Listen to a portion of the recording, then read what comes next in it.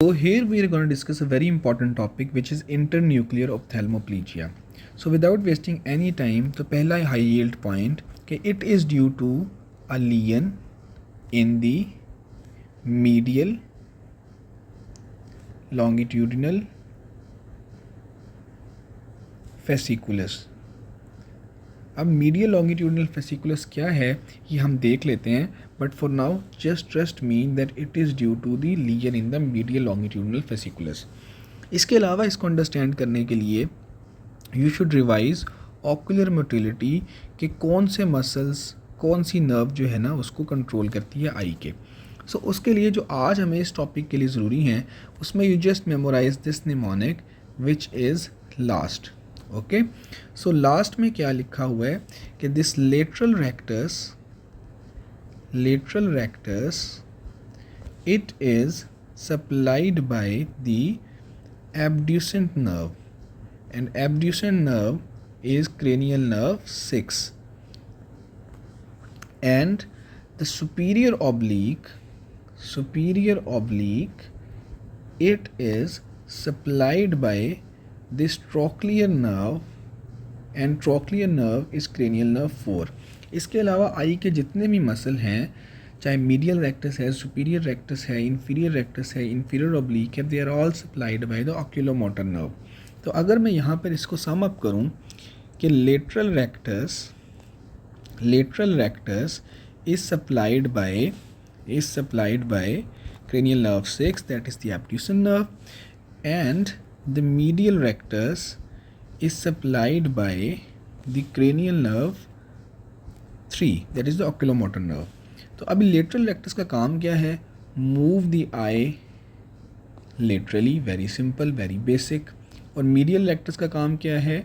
Move the eye medially. अब याद रहे यहाँ पर कि इंडिविजुअली तो इनके ऑपोजिट फंक्शंस हैं, but of course if I want to look at the right side, I would want कि मेरी राइट आई भी राइट साइड को ही मूव करे और लेफ्ट आई भी राइट साइड को ही मूव करे.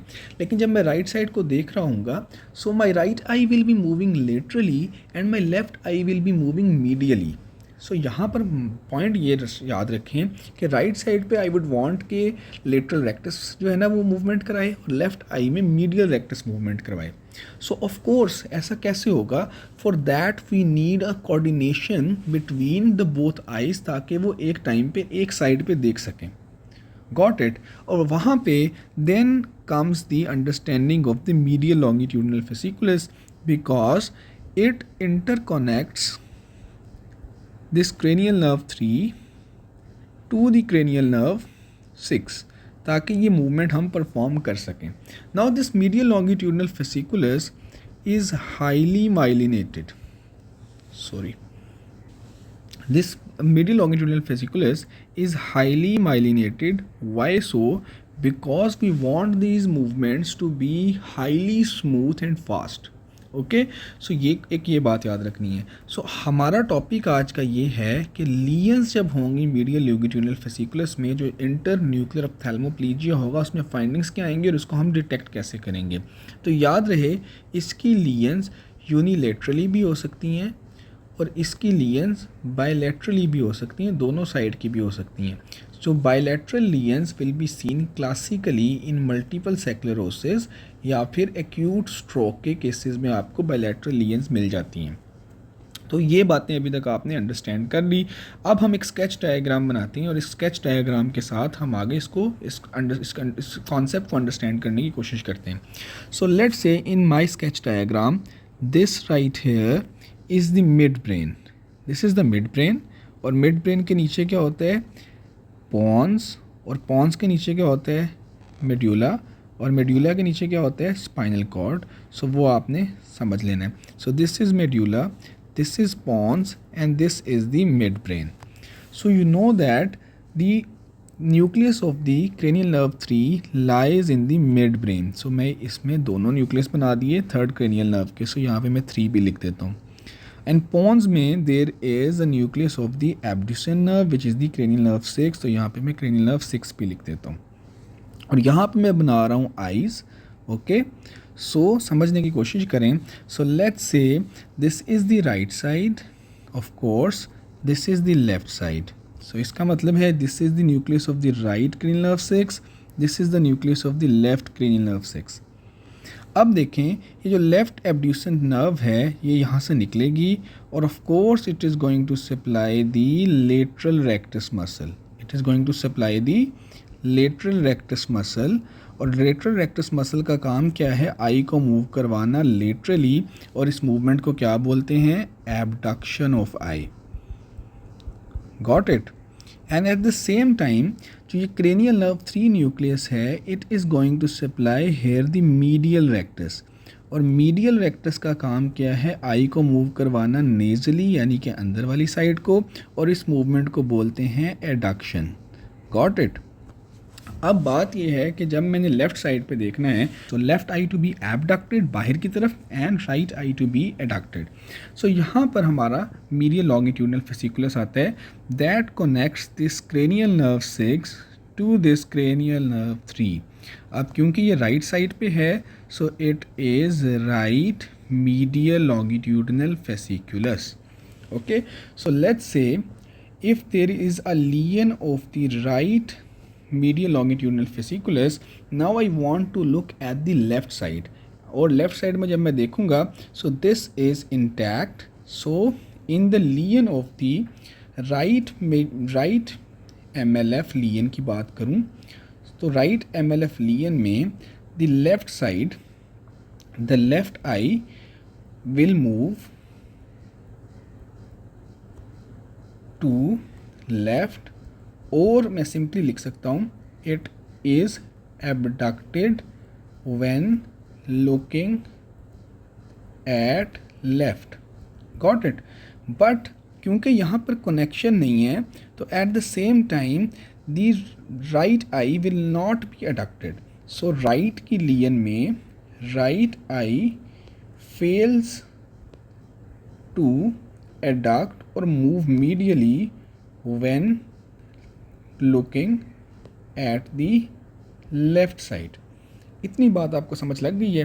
सो this is the lesion of the right medial longitudinal fasciculus. अब क्योंकि यहाँ पे कनेक्शन नहीं है सो जब हमने लेफ्ट साइड पे देखना है this abducent nerve will keep on firing and firing so that वो चाह रही है कि ये राइट साइड भी एडक्ट हो जाए. बस क्योंकि यहाँ पर कनेक्शन नहीं है, there is no connection here, so over stimulation की वजह से there will be nystagmus here as well. So simply यहाँ पर मैं एक चीज़ ऐड कर रहा हूँ कि एक तो ये है कि एबडक्ट हो गई है but it is also accompanied by nystagmus. So यहाँ से सिंपली हम अपना निमोनिक यूज़ कर सकते हैं इंटर न्यूक्लियर ऑप्थेल्मोप्लीजिया कि अगर लेट सपोज राइट साइड का MLF लीजन है तो इप्सिलैटरली यानी कि right side fails to adduct यानी कि अंदर की तरफ नहीं आ सकती. And this is N is for nystagmus and nystagmus on the opposite side कि लेफ़्ट साइड तो अपनी मूवमेंट कर रही है बट उसमें निस्टैगमस आएगा. सिमिलरली इसको आप रिवर्स कर सकते हैं. सो यहाँ पर अब हम चलेंगे कुछ क्वेश्चंस पे, उन क्वेश्चंस को क्लियर करेंगे and then will end this up इंशाल्लाह. So a 24 years old woman presents with diplopia when looking to the left. अब हमारा क्लासिक केस जो हमने ऊपर डिस्कस किया है when looking to the left, तो लेफ्ट साइड पे डिप्लोपिया है. On examination when she looks left, her left eye abducts with nystagmus. तो abduct हो गई है but with nystagmus, ठीक है, but her right eye fails to adduct. So simply ये हमारा क्लासिक केस हो गया है इंटरन्यूक्लियर ऑप्थेल्मोप्लीजिया का, क्योंकि जिसमें इप्सिलैटरल होनी है फेलियर ऑफ एडक्शन. तो यहाँ पे failure of adduction right side की है तो it's a lesion of the right medial longitudinal fasciculus. The pupils are normal which is the following is the most likely site of the lesion, it is medial longitudinal fasciculus. और अगर इसमें मजीद भी detail से पूछें तो of course हमने यहाँ पर ये भी आइडेंटिफाई कर लिया, it is of the right side. Moving to the next question. A 28-year-old woman with multiple sclerosis, मैंने कहा था कि मल्टीपल स्क्लेरोसिस में आपको फाइंडिंग्स मिल जाती हैं बायलैटरल भी. Presents with binocular horizontal diplopia on exam when asked to look at the right. अब राइट साइड पर जब देख रहे हैं the right eye abducts with nystagmus, तो इसका मतलब है कि लीजन किस साइड की है? लेफ्ट साइड की. ऑफ कोर्स यहाँ तक but the left I does not adduct, तो लेफ्ट साइड एडक्ट नहीं हुई तो ऑफकोर्स ये लेफ्ट साइड की लियन बन गई अगर यहाँ तक हम इसको रखें। Convergence is intact. अब कन्वर्जेंस क्या है? When you focus on an object and an object is moving towards you एक खास डिस्टेंस पे, both of your eyes will move medially. अब देखें मीडियल मूव कराना it is a function of the oculomotor nerve, वो तो इसमें damage नहीं हुई। Which of the following best explain the preserve convergence? तो इसमें सिंपल आंसर है convergence pathways bypasses the median longitudinal fasciculus, जैसा कि हमने अपनी स्केच डायग्राम में भी देखा। Moving on to the next question, a 63-year-old man with long-standing hypertension and diabetes presents with sudden onset diplopia. On exam, he has bilateral impaired adduction. तो मैंने कहा था stroke के cases में ऐसा हो सकता है. So bilateral impaired adduction, तो adduction दोनों side की नहीं हो रही with nystagmus of the abducting eye, कि जो eye भी abduct करती है right side पे देखते हैं तो right जो है ना साइड एबडक्ट होती है तो उसमें निस्टैग्मस आता है, अगर लेफ्ट साइड पे देखते हैं तो उधर निस्टैग्मस आता है। वर्टिकल आई मूवमेंट्स भी ठीक है, convergence is also preserved. So convergence preserve होना इज़ अ क्लासिक फाइंडिंग, क्या जिसमें आपको जब भी एग्जाम में पूछेगा convergence is preserved, of course we are talking about the MLF lesions and the internuclear ophthalmoplegia. MRI shows an ischemic lesion in the brainstem, which of the following best describe this condition? So of course यहाँ पर bilateral का word use हो गया है और यहाँ पर हमने सिंपली मार्क करना है bilateral internuclear ophthalmoplegia due to bilateral MLF lesions. So I hope this topic is clear. Thank you so much.